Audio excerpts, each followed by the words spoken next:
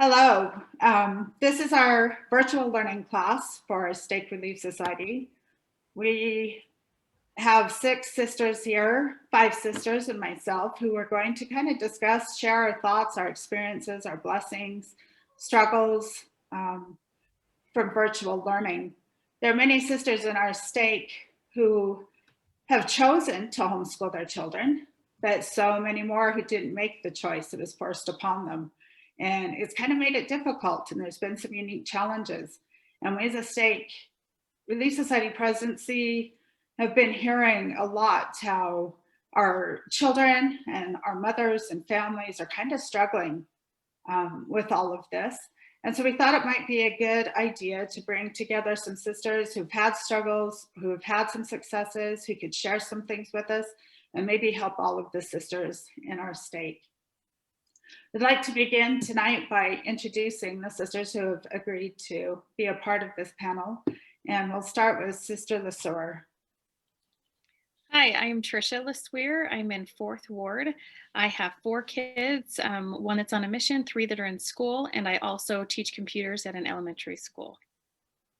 Thank you. Sister Frost?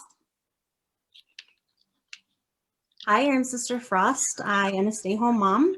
I have 5 kids in school right now. I have 1 at the high school, 1 at middle school, and 3 in elementary school. So that's why I'm here. Thank you. Emily? I'm Emily Crum. I'm from 2nd Ward, and I'm a school at FMS. Or I'm a student at a school from FMS. Thank you. Haley? Hi, I'm Haley Trujillo. I'm from 2nd Ward, and I go to school at FHS. Thank you. Sister Taylor? I'm Heather Taylor. I am from 4th Ward. I am both a mom, in a way. I have custody of grandchildren, and I'm also a teacher at the high school level. Thank you. Thank you for sharing. So the first question I'd like to pose to you that you can answer are, what were or are some of your biggest challenges with this virtual learning situation that we find ourselves in?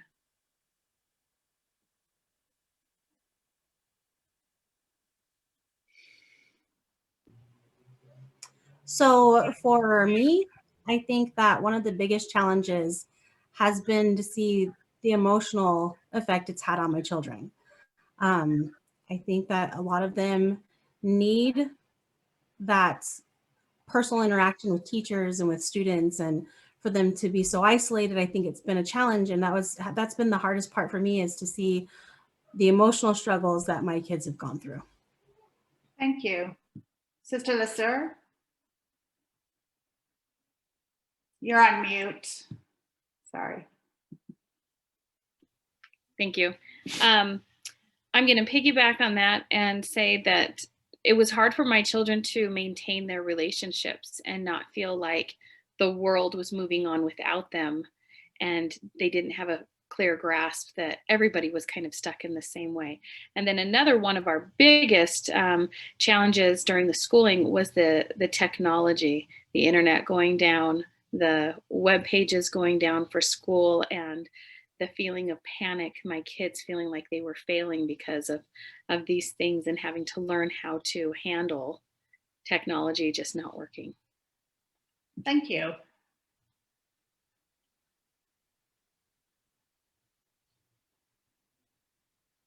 At our house, it was engagement. As I tried to do my job, having the kids do what they're supposed to do and do it with fidelity was something we struggled with and continue to struggle with a great deal. Add on to that, me trying to teach or attend meetings. It's been an adventure. Thank you. Emily or Haley, what was your perspective from this?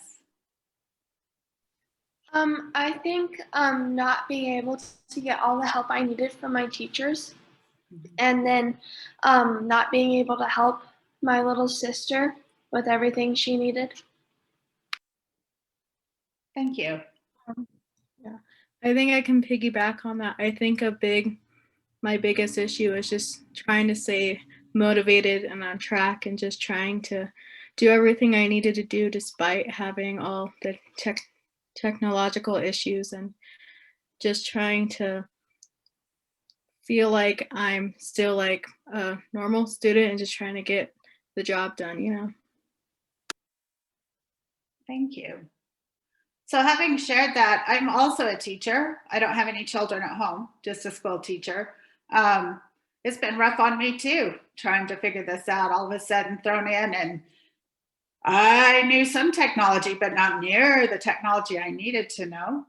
And trying to reach out to my students. I had 159 students on my roster, and 100 of them weren't showing up. I had no way to even try to help them, you know, and that was tough too. And then understanding how me as a teacher, I know some of the technology and how it works and how I was trying to set it up, but also realizing there's so many parents who have no clue what that is or what it looks like or how to maneuver it. So those have been challenges that I have found in mine too. So what's helped you with the challenges? Have you conquered it? Are you still working on it? What are some things that have come to you?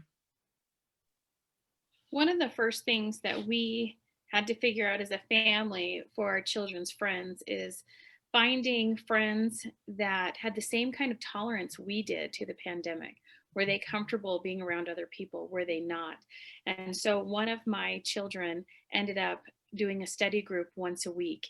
And that was because they were all comfortable being together and we as parents being careful, which meant sacrificing time in other places to make sure they were safe enough to be together.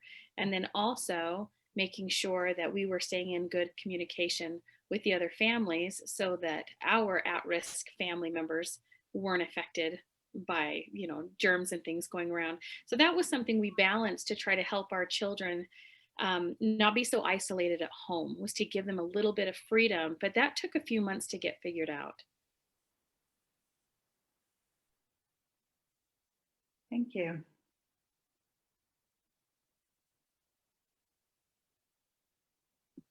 Like Rebecca, I struggled a great deal in the beginning with the technology.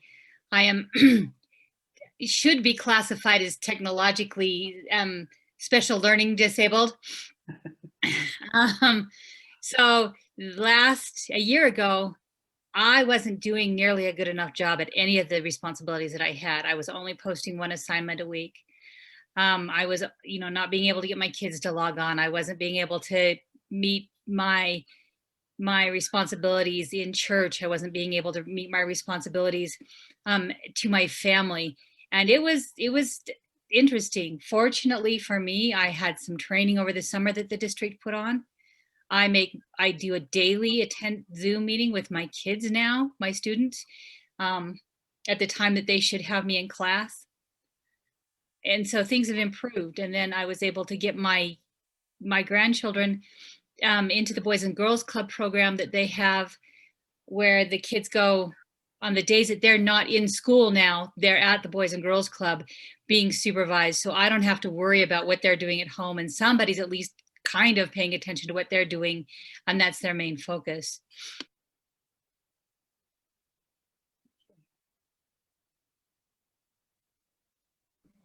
We actually did something very similar to what Trisha did. We opened our home to a group of students in my daughter's class, and they came over once a week, and then we rotated houses, but we had to maintain safe practices and make sure everybody was socially distanced and disinfected. And if you did anything, you washed your hands, and we had snacks. But it's one of those things where I think that it was so crucial at that point that they needed each other that we were able to do that. And like Trisha said, like, you have to kind of find like-minded individuals that are willing to do that. Because I know that this is a very real virus, and that you just kind of have to do what you're comfortable with. And so you have to find those people that are on your same level of comfort. And it was helpful to have people in my daughter's class that were able to do that. Now, I had other daughters that they didn't have the similar experience as my daughter, who's a fourth grader. So they've never had school with their friends up until when they went back. My eldest daughter, she is in high school. This is her freshman year. So she was pretty sad that she has missed out on her first everything at the high school. And so she has a friend that they go running every morning. And I think that's been a big help for her, is having those people to like rely on. And I think stability and having a schedule, because everybody is kind of just chaotic right now.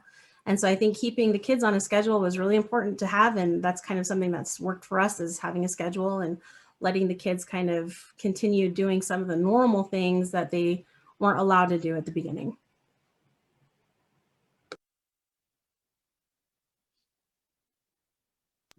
I agree. Like said before, the having that schedule is just so important. It changed. I just started having an agenda and like telling myself what time to do things and try to stick to like a regular day schedule. And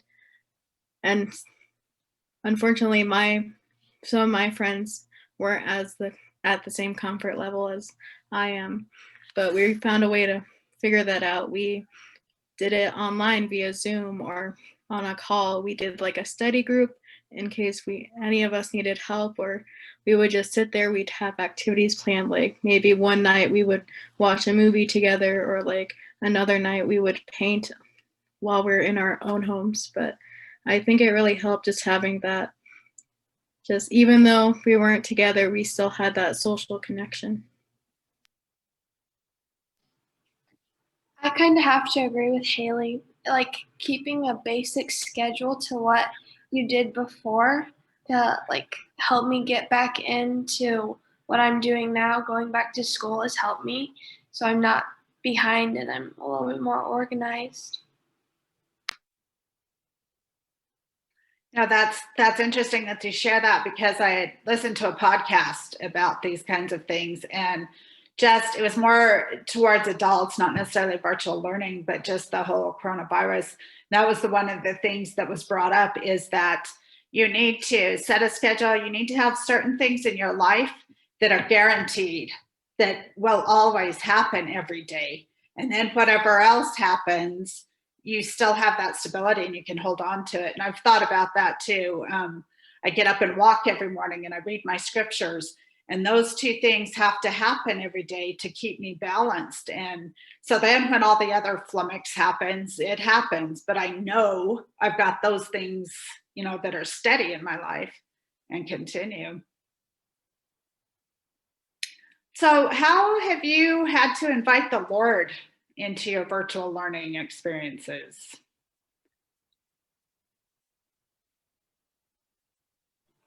I think reading my scriptures every morning has helped me have like a more successful day and helped me to just be more kinder and have a good day.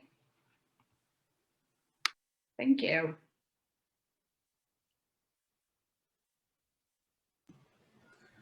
For us, I think a lot of days ended in tears. Having 5 kids at the house, all trying to figure this out. And so we prayed all the time, like, just let us get through this day, please, because my kids are freaking out. And at the end of last year, I had my kindergartner, she cried every day. She didn't want to do school. She hated everything. She wanted to be back in school. So it's been a struggle. So I think for us, like, just always having a prayer in our hearts that like Heavenly Father will actually let you make it through just one more day. And that's kind of been helpful for us. And I'll tell the kids, you know what, if you don't feel like doing it, go pray for a second and then let's come back. Like, just, I don't know, just having that minute to just vent to somebody that will understand has kind of helped us. So we pray pretty much all day long that we won't go nuts. And that's kind of how we make it through the day.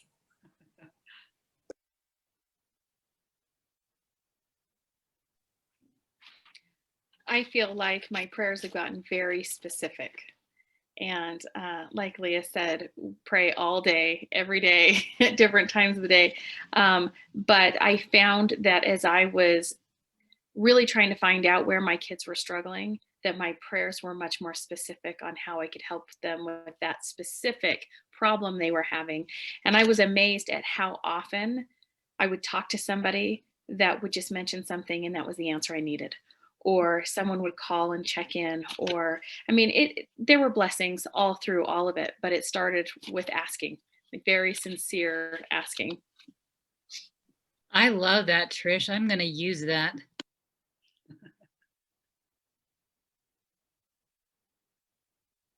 You know, even I think sorry, as a teacher, boy howdy, I pray too a lot. And you're specific, you know, help me to know what to say. I had at the beginning, I had a lot of parents that were just frustration, and I caught it. As long as there is school, there will be prayer in school. As long as there are tests, there will be prayer. I also find myself constantly, Heavenly Father, please watch over John. Things at home are really, really bad. Or please watch over Junior. I know that he lost his grandpa this week. Please help me know how to reach these kids so that this makes sense to them. It's constant. And that's as a teacher, but as a mother too, it's just like, please just help them keep the frustration level down enough that they're able to do what they need to do. Thank you.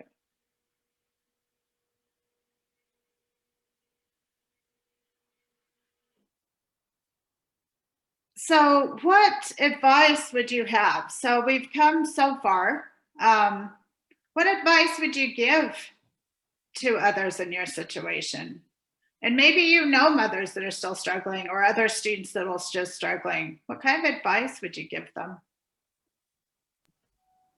So having 5 kids, every kid is different. So like I said, we have a high schooler and we have a middle schooler, and then we have 3 in elementary school. And about November, I actually took 2 of my kids completely out of school and homeschooled them completely. It wasn't working for them. It was working for my other 3. So they were fine staying where they were in school with their teachers, but the other 2, they couldn't do it. And so for them, we had to do something completely different. And so I have my 4th and my 3rd grader. I had spoken to their teacher, and we decided we were going to keep them in school where they were doing their Zooms and their virtual school, but we actually had them in a online academy as well, kind of supplementing their education. So they were actually doing 2 different schools at the same time until they went back to school. And then they went back full time and they're in their classrooms. And I did the same thing with my son, who is a middle schooler. He did the online academy. And then as soon as they opened up schools, he needed to go back with people. And he was doing great. He had straight A's. He was doing fantastic with this online academy. But emotionally and socially, he needed to be in school with teachers. And so we actually went and we re-enrolled him into middle school, and he stopped doing virtual. And he's doing just great, and his teachers love him. It's great. My high schooler, she, bless her heart, like this has been hard because it's all new to her. And she's in AP biology and honors English. So classes that are pretty difficult, and she's never been used to having that much pressure for school. And so for her, it's been a little bit different. And then my 7-year-old, we just took her out. She got to the point where she was having full-blown anxiety attacks going to school. And so it was one of those things where I'm like, I would much rather her stay home with me and we try and figure this out in a different way than having to send her to school where she was having anxiety attacks every day. Before this, she was perfectly fine. She'd never had any issues or anxiety or anything, but it was just too much. And I think a lot of times we forget that, like, these kids don't really know how to express their frustrations or express their emotions. And so it's coming out in different ways. Like, we were talking to Jonathan Palmer, and he works with the pediatrics, and he was saying, like, he's seeing a lot of kids with like stomach aches and things like that because it's anxiety, and he like trying to tell these kids and let them know, like, it's okay to have these things, and it's different because every kid is different. And so for parents, I think it's hard because you don't exactly know how to help your children through this because you've never done it before. And so I think that's why you do need to rely on the Lord. But remember that every kid is different. And what works for one kid is not necessarily going to work for the other. And it's okay to switch it up. And also have some grace for yourself and for others. I I think that with this homeschool stuff, like there are days that we just left the house and we didn't care about school that whole day because they needed a break. And that's okay too. Like give yourself some grace because we're all struggling. And I mean, if you're doing this perfectly, then you need to tell me what you're doing because we haven't gotten there yet. And so it's one of those things where you just kind of need to give yourself some grace and allow yourself to have a trial and error kind of basis. I want to jump in. Moms, you're doing awesome. All the sisters that are watching this, you're doing awesome. One of the most important things you can do is reach out to your teachers. Your kid's teacher might have 25 kids or they might have 180 kids. It's the parents that respectfully reach out are the ones that are going to be the most successful. I want to share something with you that Sister Sewell, Amy Sewell put on Facebook, and I loved it so much, and it applies. Parents, we see you in the background of your child's class meeting video with the crying toddler on your hip, or multiple kids on laptops needing your attention, or at your own desk piled high with work that's not getting done. We hear you. Patiently coaching your children to navigate technology that's probably new to you too. We feel you, the exhaustion, the frustration, the determination. We know that this is hard. You are doing a great job. Hang in there. It will get better. Moms, we know. Most of us are, many of us are moms too, or parents too. And not all the kids are cut out for this. Most kids aren't. We have done this experiment where, we all did this virtual learning and found out that for most kids, this is not awesome. The handful, if you're lucky enough to have that handful of kids that does great, yay for you. But it's okay. You're doing amazing things. The fact that your kid is passing anything is amazing. Reach out to your teachers. They want to help, and you know your child better than they do.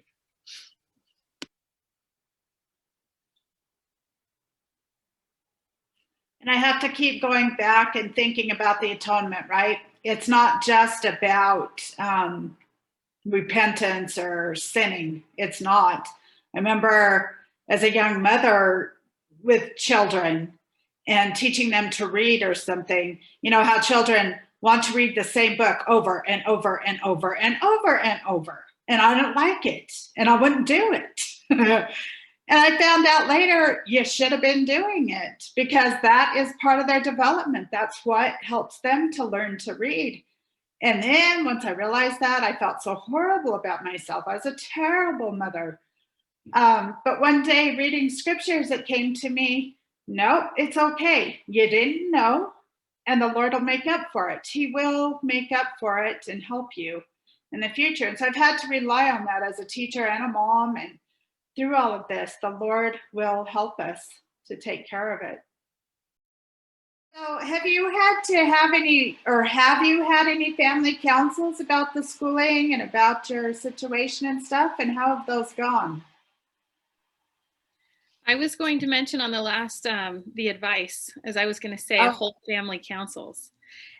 We have had many throughout. We actually started it about 1.5 years before COVID hit, just to find out what the kids' goals were and what they wanted to do. And this has been really great because we've asked them for their input on, okay, this week, we're going to change things up because last week having everybody have their own spot around the house didn't really work because you didn't get your work done. This week, we're going to try everybody sitting at the kitchen table and then letting them discuss. And sometimes there was arguing and that was okay. But they told us what they were willing to try that week for school, or we asked them, what do you think you need? What do you need that would help you? And one would say, let's have recess at home. And I'd say, okay, that's a great solution. And we have a whiteboard and we would write different things. And then we would try it that week. And if it worked, then we'd continue it on another week. And if it was a complete disaster, we went back to the drawing board. And we've probably done 6 or 7 different ideas of how to have school at home. And then we've shaken it up and started over. And that at least kept the kids a little more engaged to where they knew that their opinion mattered. And even if it was a complete disaster, it's okay because we're going to try something new next week. And that's just one of the things we did that helped. It didn't always help. We still had a lot of days where everybody cried, but it helps sometimes. Thank you.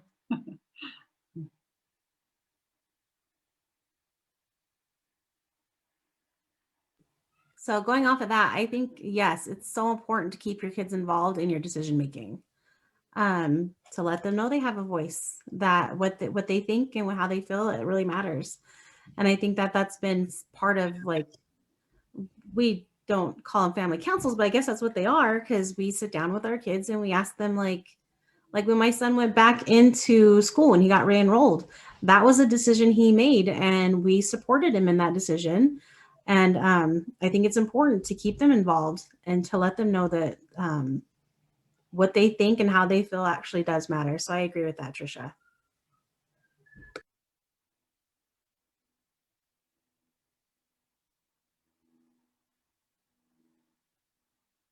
Haley or Emily, did your family have any councils, or did you feel like you had a voice in your education?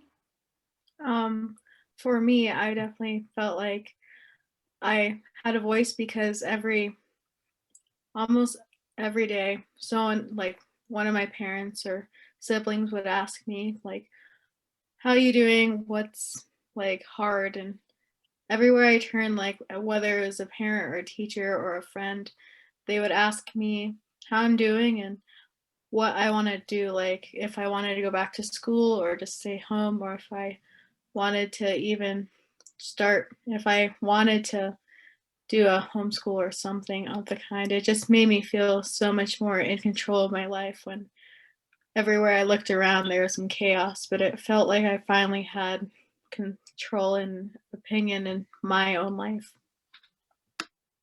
Thank you. I think for me, it was really stressful for me and my siblings because none of us have done it before, and my mom would take us out for ice cream, or would she'd take us out to get something to drink or something for lunch, and I think that really helped. Thank you.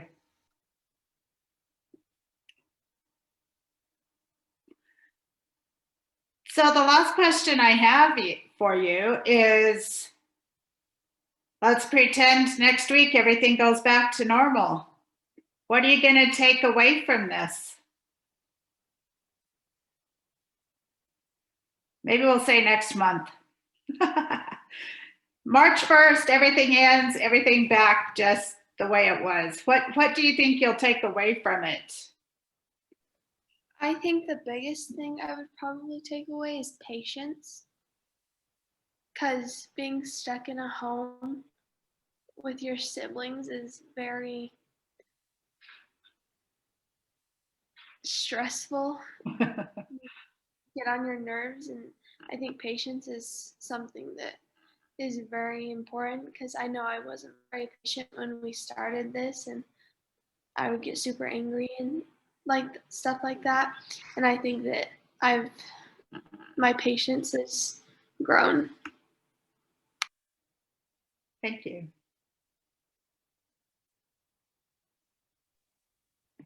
I think the biggest thing for me is gratitude. I have so much more gratitude for things that I didn't even realize I was taking for granted. My friends, my family, most of my family is in different states, and I haven't seen them for a really long time. And I didn't know that it would bother me so much until we're coming up on a year. Um, the activities that my kids were able to be in, um, I think will definitely scale back a little bit, but using my time more wisely with the activities and the things that are available to me is when things do go back to normal. I have a lot of things that I wasn't utilizing that I need to, that would better myself instead of wasting so much time. There are so many opportunities here in our community for me to learn and to be better and to take advantage of just so many great things that hopefully I'll be more structured in my time, as I've had a lot of practice to be more structured. and that I will come out showing my gratitude by using those blessings that are surrounding me.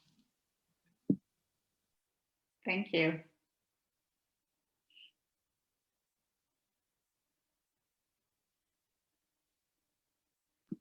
I think a few things that I would take away if like just we just suddenly got back to normal. I think one would be the importance of my relationships with my friends and family and even the Savior, and how much they've grown and how much I can continue to grow on them, and how much peace I can feel when I'm struggling. Even if I'm having a really hard time, there's always something in my life that I can focus on and have some peace. Thank you.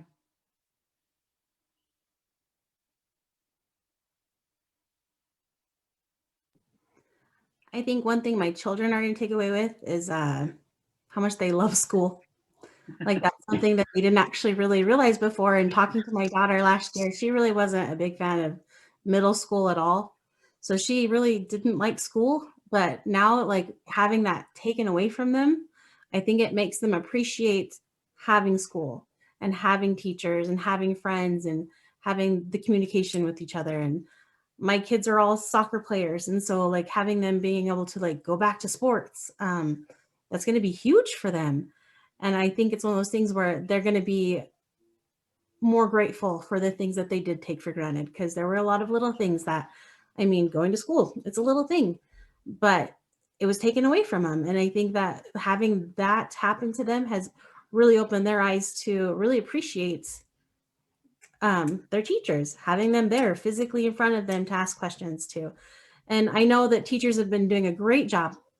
She's had several Zoom meetings with different teachers, and we've been in constant contact with our teachers, like via text or phone calls, and they've been amazing. But it's not the same as having somebody physically in front of you. And I think that that's one thing that they're going to be very grateful for. One thing I'm very grateful for, and that is that all the family time we've had together. I know that sometimes I'm like, oh my gosh, that's way too much, but like it's been nice. I know that I don't remember who said this, maybe but someone said that they would go to recess or whatever at their house. My kids and I, we would go out to the canyon all the time when it was warmer and just like run wild, play capture the flag. We've been in the emergency room more times since COVID hit than not, because we are constantly outside doing something. And so I think that's been a lot of fun. We get into the habit of like, just we have a crazy schedule of soccer, gymnastics, school, everything. And Bryce, my husband, he coaches for this year is his first year. He coaches soccer, but he's going to coach for FHS this year. So it's one of those things where like we're constantly doing something.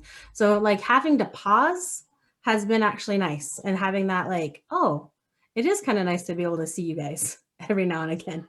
And it's been fun. And so I think that for us, like the family time and just appreciating what we have and appreciating our teachers and school, I think those are the big things that I think that will, at least our family will go away with. Thank you.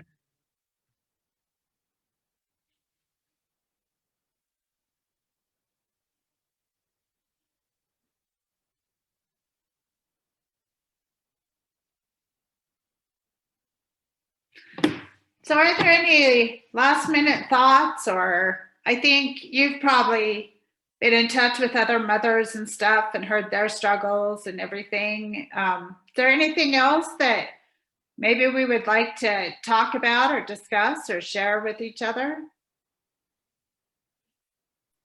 There is one thing I wanted to mention is when we were thinking about some of the questions you threw out there that could be asked is what can we do for each other, and just checking on each other.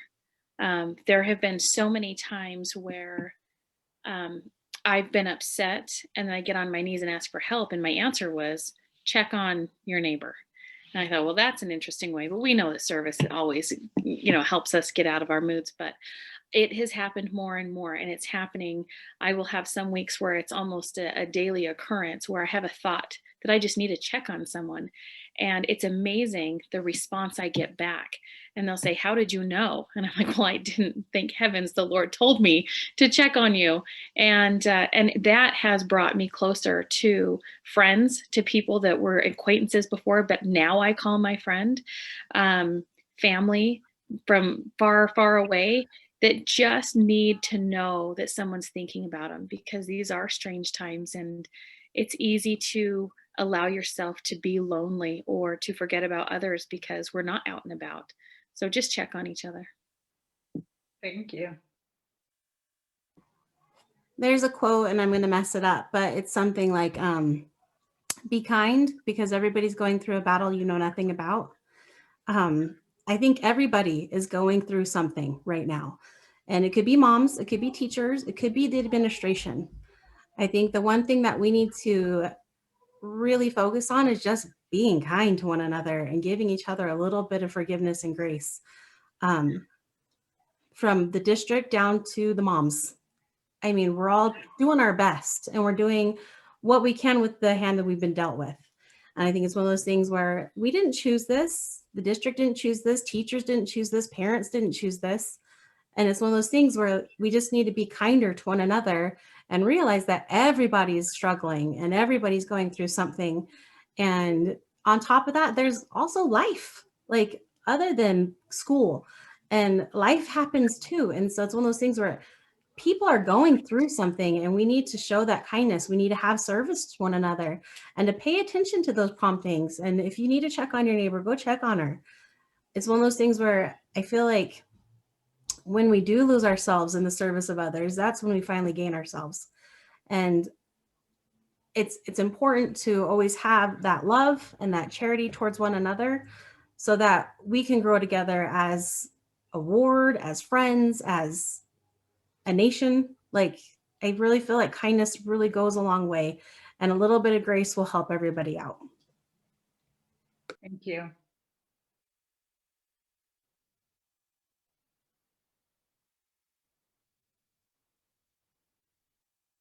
Are there any other final words you'd like to leave us with?